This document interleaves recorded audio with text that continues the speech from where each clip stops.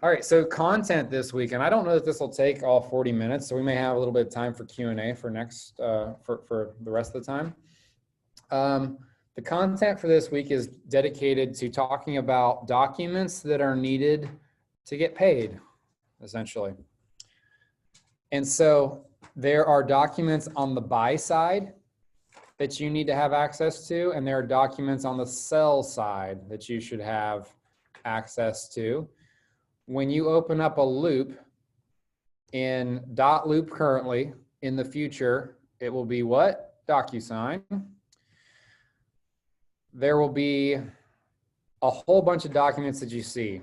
I want to go through and earmark these documents for us so that you feel comfortable with the things that you need. Now, I did share access to the productivity coaching files in Google Drive with you guys. I think it was a couple weeks ago. Michael, you had asked for some checklists. You should have access to these checklists now. I'm not pulling the checklist up. I'm instead going to be in .loop. And again, I'm teaching from .loop currently, but please understand that this is going to be going away shortly and being replaced with DocuSign. They will still operate similarly. So let's say, Chelsea, you've got a buyer. Let's say Chelsea's got a buyer. So we're gonna say 1, 2, 3 Main Street. The address doesn't matter. Continue. Select loop. I'm gonna go ahead and create one for a buyer's loop. Continue. I never put a photo in there. I feel like it's wasting my time. The loop is created. Test to Letitia. I did not do test to Letitia. Well, let's view this loop. Maybe it'll come up right. All right. This looks right. Yeah. So you open up a loop for your buyer because you're about to go on your first showing. You're excited. You're pumped. What document? There's only one document that you need right away. What's that? Consumer guide. Consumer guide. Michael, you brought this up with me via text. How'd that showing go? It went good. I think the yard wasn't what they were looking for, though, and the house needed too much work to fit in the price range. Hey, you got your foot in the door, though. Once you start the process with somebody, normally you're going to see that through to the end. So that's a big win. The consumer guide is one of those things that you learn first at Hondros. You're basically demonstrating, the responsibilities of each person involved, and it's just to cover your butt. These documents that I'm going to be talking about with you are what we call CYA documents. Cover your you-know-what, okay? And if you do these things, then you're going to fly through to the finish line. They're nothing too confusing, nothing too stringent. Does everybody feel comfortable? This is the time to speak up. Using .loop currently, because if you don't feel comfortable using .loop, then you won't feel comfortable using DocuSign. Michael, did you have any issues getting this ready for your client? No, it's pretty easy. Okay.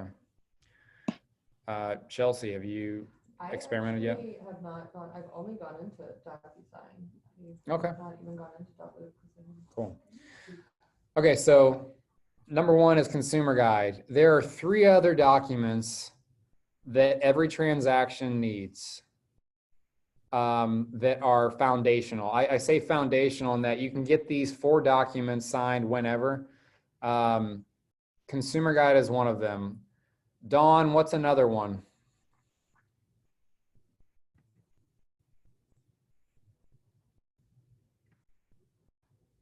Did Dawn drop off? She dropped off on me.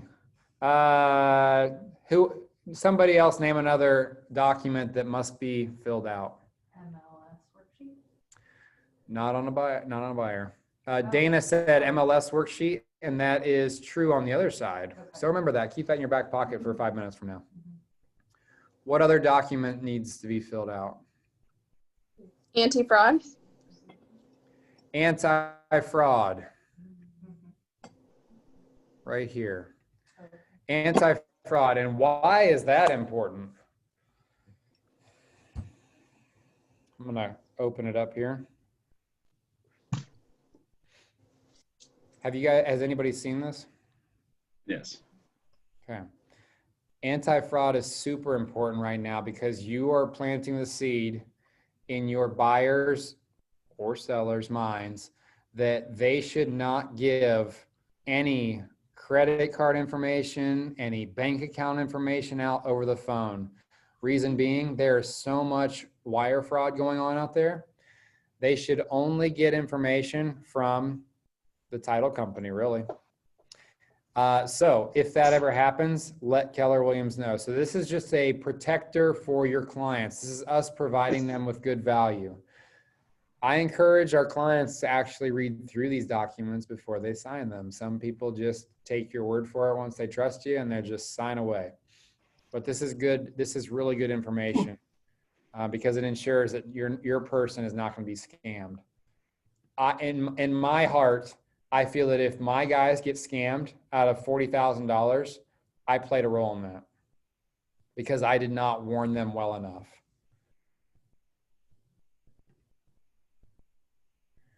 All right, so we've got consumer guide. We've got anti-fraud. There's two more that must be filled out in order to get paid.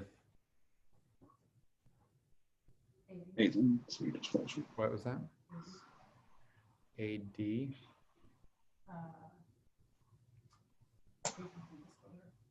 Agency disclosure is one of those. I'm going to get to that here in a second.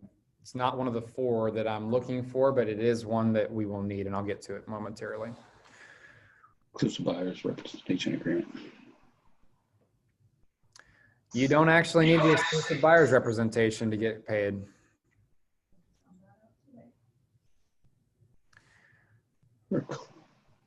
Electronic signature certification is definitely one of them. The electronic signature certification essentially states that an ink signature is the same as an electronic signature. So what the client is saying is that, yes, I understand if I sign it on the computer, it's the same as a paper signature and it's going to be counted. To get paid. CYA, yeah. So the last thing is not actually in here. It used to be, and now it is not. The last thing, add templates, standard KW Excel buying right here. Appointment of agent. And the reason it's been taken out is because there's been some leadership changes over the past year. And so they've edited that. You just click on this box here. Copy. Cool. Now I've got appointment of agent. What the appointment of agent says is as follows. If for some reason something were to happen to me, then these other people are backups essentially. So this is pretty cool because most clients at most brokerages, if their agent dies or whatever, like God forbid, they're only backed up by maybe a broker or nobody. In this situation, we have 1, 2, 3, 4, 5, 6 people that can assist with any questions that person may have. Let's say I'm on vacation and I can't be reached. Well, there's ample opportunities. The only thing you do have to fill out on this is the addresses. Down here at the bottom, you'll notice that lead agent does need to sign this. So there are documents that you need to sign. I believe it's the consumer guide and this one. The other ones, typically it's just the buyers.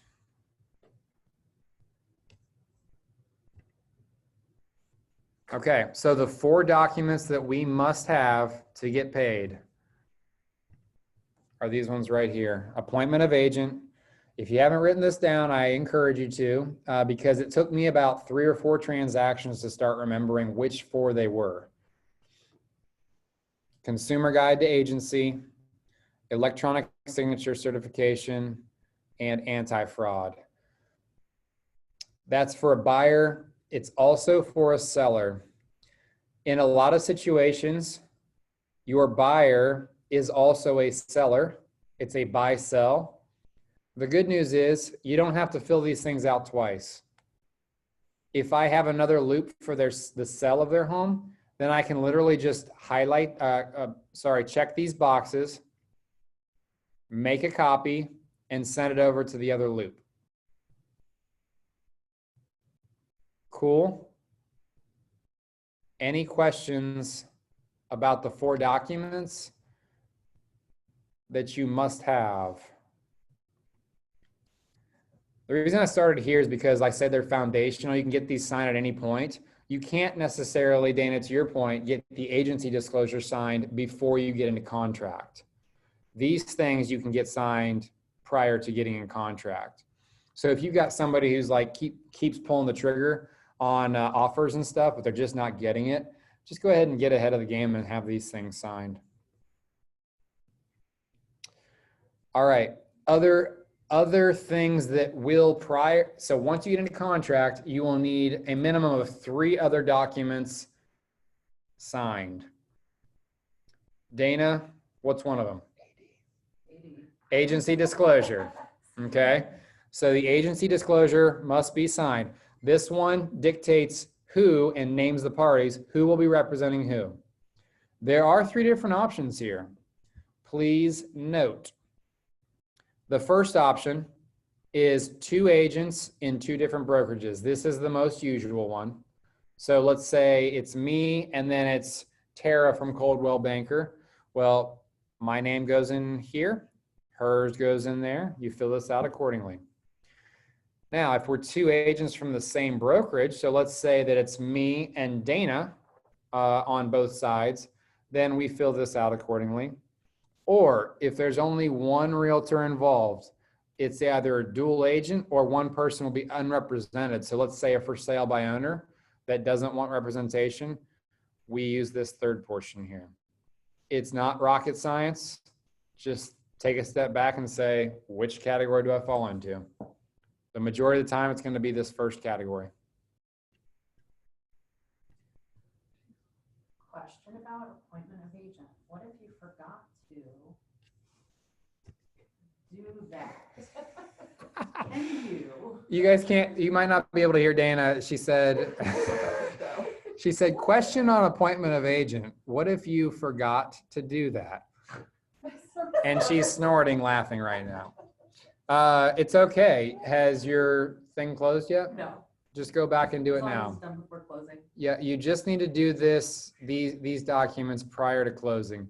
And honestly, sometimes, guys, I've had to chase down RPDs, like residential property disclosures from the other side, like after closing, because like I just realized that I didn't get it. And we'll get into that in a moment. So sometimes you just really need to get paid, honestly. And the quicker you want paid, the quicker you get these things filled out. All right, so that is one of the 3 additional documents on the buy side. What would the 2 other documents be? Katie, you can help us out if you'd like. Purchase contract. Purchase contract. That's the big one. That's the obvious one. You need to have an agreement to terms by both sides. If you don't have that, then you don't have a contract and you're not getting paid for crap. So, do you have a purchase contract? You'll notice this loop does not have the purchase contract. Why? Because it was just updated. Our purchase contract by the board was just updated. And so we would go in and add a document. We'd go to our templates. Again, standard KW Excel buying. The KW portion of the documents here, those are KW specific typically, but sometimes do incorporate some general board documents. The other one that you normally can check, if you can't find it in the KW buying app, is this Columbus Realtors portion here. But for this one, we're just gonna go buying. Oh, boom, right there. Residential purchase contract. Plop, copy. Good to go. Okay, that's the fifth one. Let's say the house is built in 1998. What's the last document that we need? We got 2 of the 3. Chelsea said lead-based paint. Can somebody correct her if it was built in 1998? No, just kidding. She says just kidding. I didn't listen. No, so not lead-based paint disclosure. What other disclosure is there?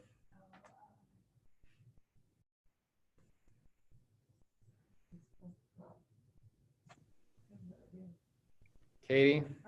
Residential property disclosure.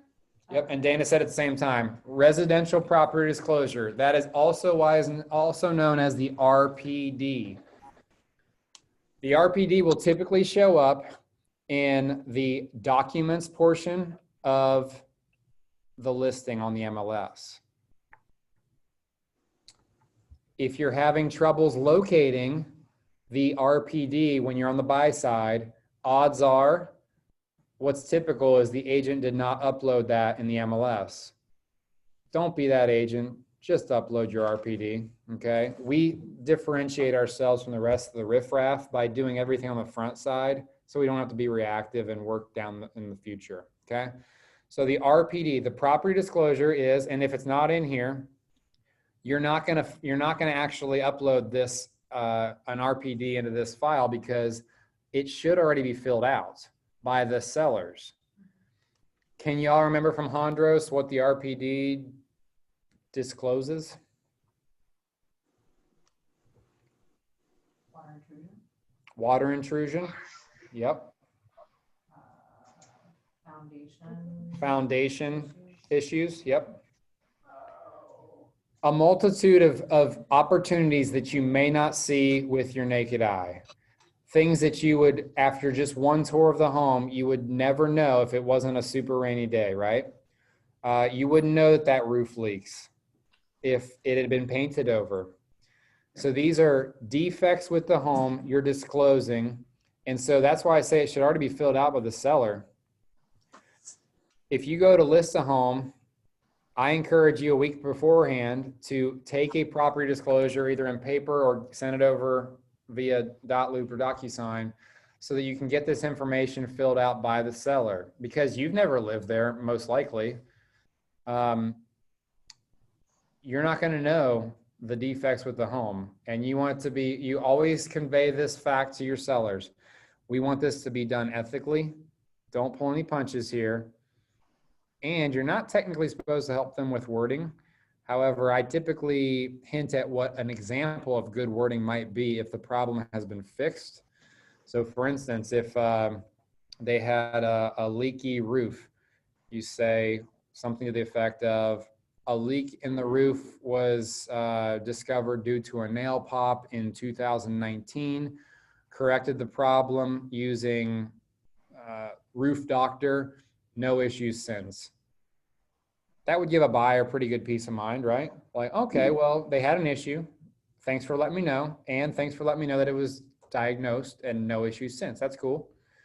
However, if your wording was roof issue in 2019, well, that doesn't give me peace of mind because A, I don't know what it was, and B, I don't have a clue if it's been fixed and if it's an ongoing problem. So that doesn't really float my boat. So RPD is the third thing. Those 7 documents are really all you technically need to get paid.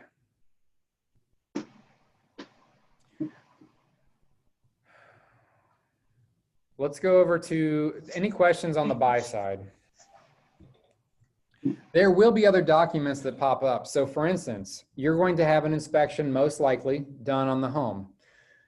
Whenever I have an inspection, whenever I have any paperwork that affiliates with this transaction, I just want a one-stop shop for all my documents. So I try to get all those documents into my loop So then I'm not going to forget about them. And down the line, if a year passes and I need to find something, I'll just go into that loop versus having to scour my emails for something that may have been deleted, may have not been. So if I get an inspection done, should I import the inspection report into the loop? Yes.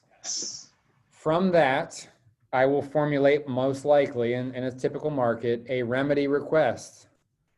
The remedy request, and we'll get to that when the time is right, when you guys encounter it yourself. But the remedy request is simple and straightforward. It is referencing the inspection report. We would like the seller to fix this item. You may have a list of 10 items. You may have a list of 30 items. You may have nothing because the house was awesome. I've only had one home sale in my entire career thus far on the buy side that didn't request anything, if they were permitted to request. Now, a lot of homes are selling without remedies being offered, but in most situations, you'll be requesting at least one or two things. Now, mindset behind the remedy request, we're getting off topic here for 1 second, but this is important. You only get one chance to ask for everything to be fixed. You don't want to go overboard and ask for literally everything from the report to be fixed, but you do want to encourage your people, your clients, to ask for more versus less. It gives you leverage in most situations, and you can't just add things to it after the fact. Cool. Off my soapbox there. Additional things that you might run into document-wise that would need included in a final approval. If you have to extend closing for any reason, Dawn's not on, but she has to extend closing. Katie and I have to extend closing for somebody in a condo because appraisal, yada, yada, it's silly. But if you get an addendum signed, you're gonna wanna include that because that extends your contractual timeline. Cool? So you said something about remedy request. The title company doesn't want to see that, correct? So the question from Dana is the remedy request. The title company doesn't want to see that, correct? Never share that stuff with the title company or the lender. They don't need to see it. It's just between you two. If there's a dollar amount that you're going to be paying the person to make the problems go away, essentially. So let's say they ask for 13 things and you say, it's not worth my time. We'll take the purchase price down $5,000. Okay, instead of doing that on a remedy request where the title or the lender could see all the inadequacies of the home, only create an addendum that says new purchase price will be $355. Don't send remedy requests to the lender or the title company. They don't need to see it. It'll only cause problems. Great questions. Seller response. Seller response to remedy request, not that either. Don't need it. Josh, would you put a secondary note with that new price also to not to include, additional, this is in response, what else would you say besides In just lieu the price? of making repairs, Okay. I wouldn't even do that. I would just create an addendum that says new purchase price is blank.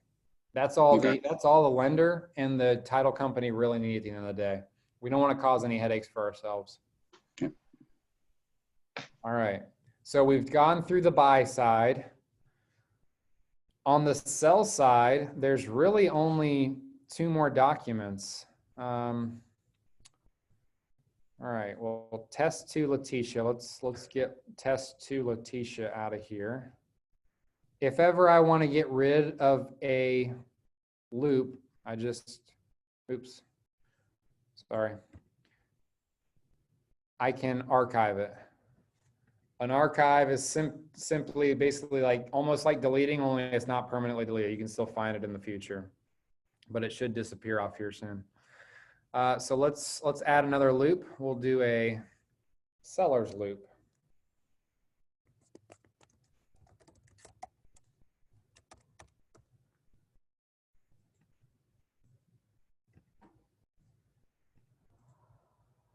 listing loop.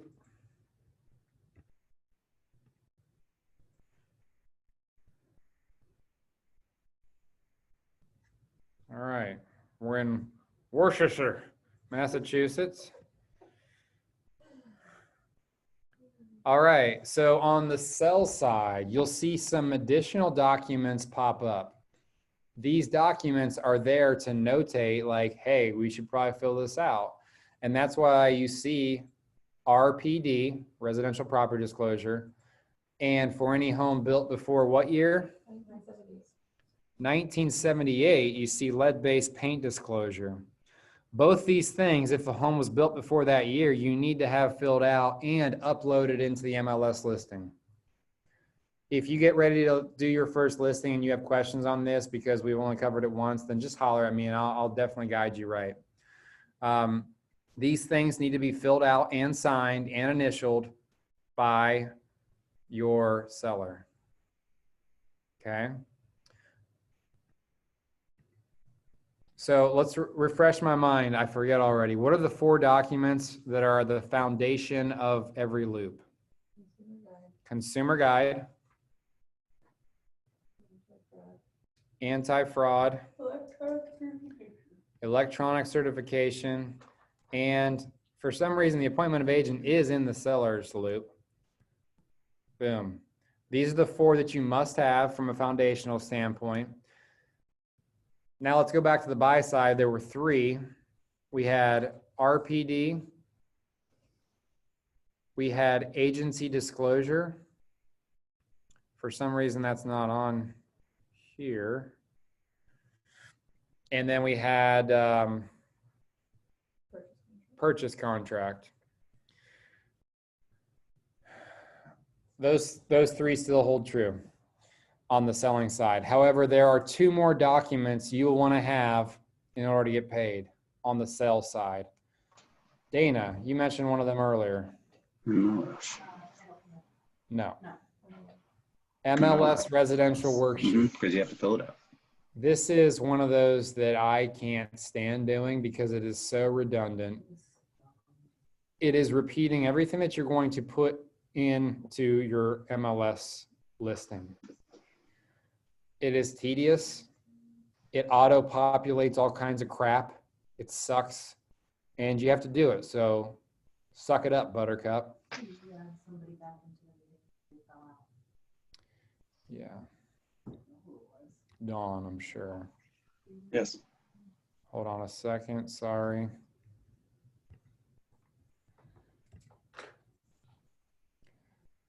Daggone it, Millie. All right, let's share screen again.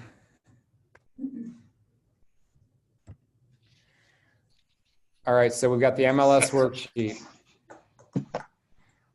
The other thing that we need is, you didn't need it on the buy side, but you do on the sale side. It gives you permission to list their house. Listing, right to sell. Exclusive right to sell Right to sell. contract. Dana keeps just talking about other documents. It's kind of funny. Okay, the exclusive right to sell document is straightforward, but it can be a little confusing. So let's open this bad boy up and let's see it. It gives you a time frame. It can auto-populate some stuff. So sale commission rate, what would that be? 3%. Dana got it right because we had this conversation yesterday. 6%. Oh, 6% because it's 3 and 3. Why is that, Casey? Why is it 6% and not 3? Oh, 3 on the buy side, 3 on the sell side. Yeah. Now, let me also say, if you remember Hondros, we are not set on our commissions. That is illegal. Okay. So I will say this, the going rate typically, traditionally is 3% on both sides. But let's say you're representing a buyer and a buyer that is also a seller. In a lot of situations, you'll give that person a deal. If I'm representing a family member, my commission rate is going to be different. Or if I don't know these people from Adam and I think I can get away with it, why not charge 7%? You're not getting all 7%. You're not getting all 6. You're not getting all 5. It's typically split between you and the other agent. Now, the other agent doesn't need to know that you're going to charge 7%. You could give them 3% and you can keep 4. Katie, this year we need to do that some more. Okay. Put that on your notes while you're making your grilled cheese, okay? It's a T, but okay. You can't ever put, I don't know where the, Chelsea's formulating a question. I'll let you know when she gets it out. you couldn't ever put like 4 in there and expect to get 2, and then the other agent, they're going to expect to get. Okay, so this is a great question. Chelsea said you can't put like 4 in there and just expect to get 3 and give the other one 1 or whatever. So the other side typically expects 3%. Especially if it's on the MLS worksheet. The MLS listing, if you scroll all the way to the bottom, if ever you're interested, it'll list how much the commission will be for this purchase. It does frustrate me on the buy side when the agent is only offering 2% or 2.5%. It's frustrating me because it's much easier to sell a home right now than it is to buy, or sorry, it's much easier to sell a home than it is to buy one. So I should technically be paid probably more than the selling agent, but some people just don't have a heart. I always offer 3%. That's a non-negotiable for me because it's the golden rule, right? I expect the same in return. Now, on my side, I could accept reduced commission if I'm helping, like I said, a family member. Maybe I only charge 2%. Understand what you're worth, though, at the end of the day, and most family members should expect to still pay you a commission. So commission rate is typically 6%. Listing information, expiration date. In this market, I usually go 6 months, just period, point blank. Listing date, it all depends on what strategy you're going to use. For me, I like the strategy of listing on Wednesday with showings to start on Friday and typically an open house on Sunday. Original price, I will say, guys, I don't always land on this number before we sign this paperwork. And maybe that is a negative on me. I don't think it is. I think this is cool. So I don't land at a price because the real estate market is so hypersensitive to the day of the week that it is. If a home sells in this neighborhood right across the street for 10K more than you thought it was going to, does that impact your sales price then? Oh, yes. Absolutely. So if it just happened yesterday, am I going to change my sales price before I go to list? Heck yeah, I am. And so this is the last thing in my eyes that needs filled out. And I will tell my clients this. I say, hey guys, I don't feel comfortable. We're a month out still. I do want to get this signed, sealed, and delivered so that I know that I'm going to get, recover some of my financial investment in this time. But I don't feel comfortable establishing a price. Now we could put a price on here and change it beforehand, but I'd feel more comfortable agreeing to a price the week we go to list. And honestly, I tell people 2 days before we list. That's when I want to come up with a price. Add remarks. This is where I typically clarify who's getting paid what. So in a typical 6% transaction, I would say 3% to listing agent, 3% to buying agent. And that clarifies for the seller, oh, okay, I was wondering where that 6% came from because I thought I only paid you 3%. Additionally, on the exclusive right to sell contract here, we've got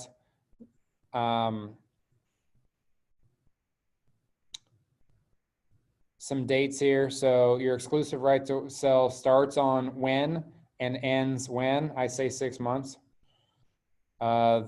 The address, price. The listing will be added to the MLS on this date.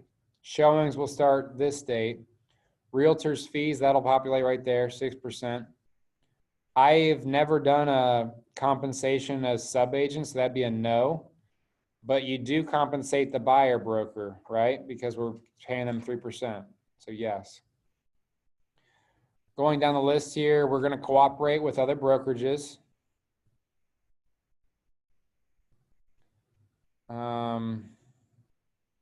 You guys can read through this. We're coming up against the time here.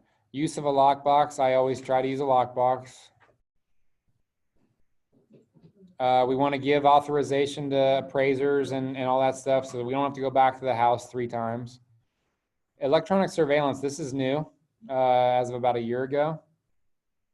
So either do or do not have surveillance equipment at the home. I try to tell my people if they do, I say, turn it off. Just do yourself a favor because you're going to get yourself into hot water. You should not be spying on these people. And it's just going to rack your nerves the whole time. If you can hear people saying, "Ooh, I love it, I love it, I love it," and then you don't get an offer, you're going to be pissed, right? You could just alleviate that stress. Don't be a peeping Tom. Fair housing. This is an important one. We're not going to discriminate against anybody. And then you sign this. Your remarks will go down here. They'll sign here, put their address.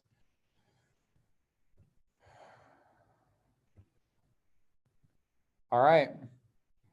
So again, we've got RPD, LPD, LBP, consumer guide, electronic signature, anti-fraud, MLS worksheet, exclusive right to sell, and appointment of agent. And it comes in with the tag. All right, so any questions on the sell side? You know there's a little bit more work.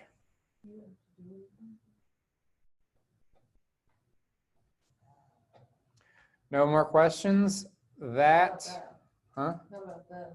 concludes our conversation on essential documents. Now, because we're in command now, have you guys all attended the How to Get Paid call? Yes. It's the same every week. Like It's once the a same every week. It's just opportunity for you to do a little Q&A.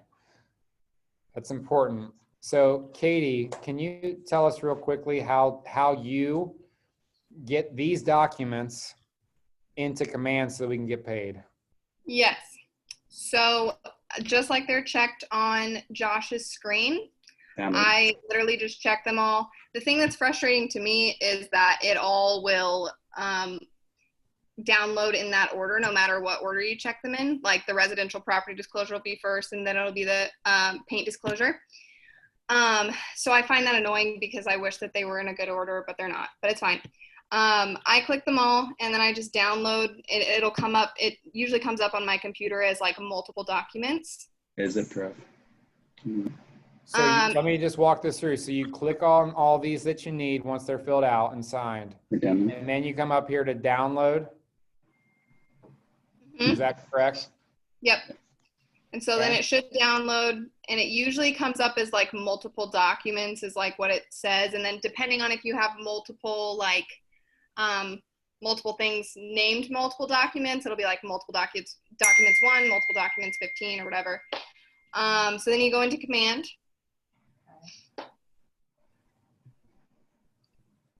And you go to the specific opportunity you're trying to upload the documents for.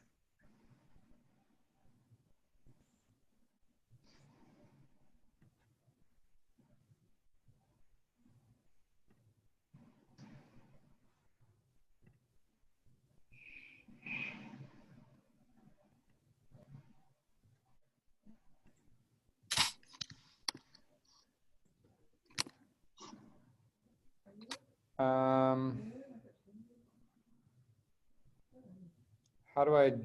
Just click on his name to pull up more information. There we go.